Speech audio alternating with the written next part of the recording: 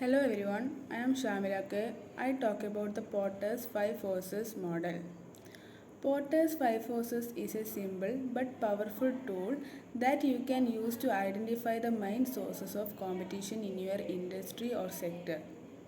When you understand the forces affecting your industry, you can adjust your strategy, boost your profitability, and stay ahead of the competition.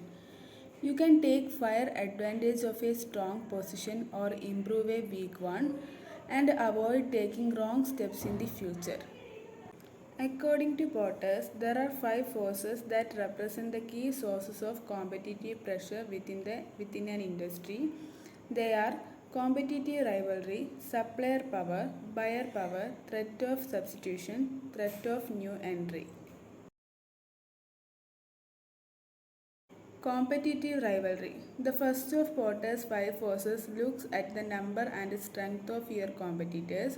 Consider how many rivals you have, who they are, and how the quality of their product compares with yours. In an industry where rivalry is intense, companies attract customers by cutting prices aggressively and launching high impact marketing campaigns. This can make it easy for suppliers and buyers to go elsewhere if they feel that they are not getting a good deal from you.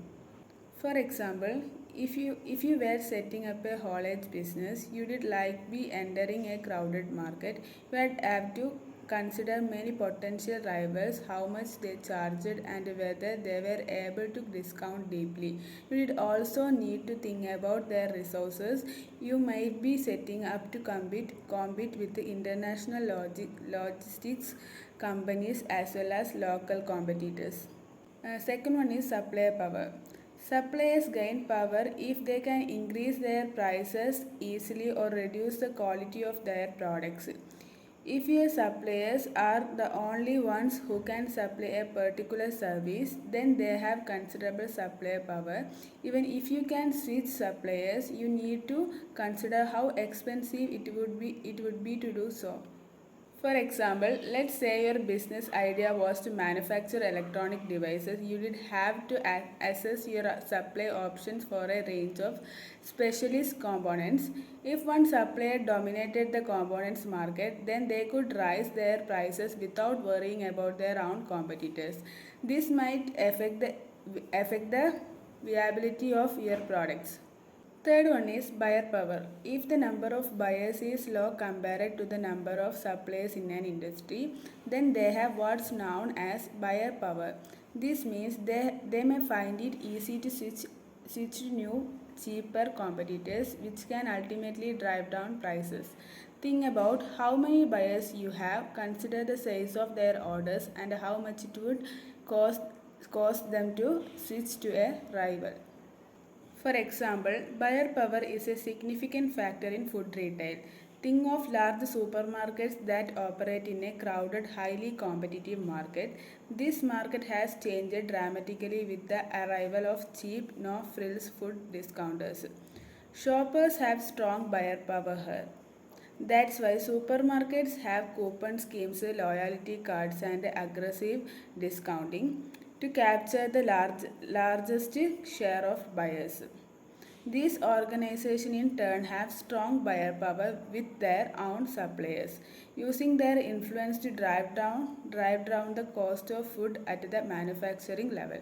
Fourth one is threat of substitution. This refers to the likelihood of your customers finding a different way of doing what you do. It could be cheaper or better or both. The threat of substitution rises when customers find it easy to switch to another product or when a new and desirable product enters the market unexpectedly. For example, if your organization makes medical instruments, you may find your position being threatened by the rise of 3D printing. This enables instrument to be made from a wide range of materials, sometimes at a fraction of the cost of traditional methods. If a competitors get it right, it can weaken your position and threaten your profitability. The last one is threat of new entry. Your position can be affected by potential rivals' ability to enter your market. If it takes little money and effort to enter your market and compete effectively, or if you have little protection for your key technologies, then rivals can quickly enter your market and weaken your position. However, if you have strong and durable barriers to entry, then you can preserve a favorable position and take fair advantage of it.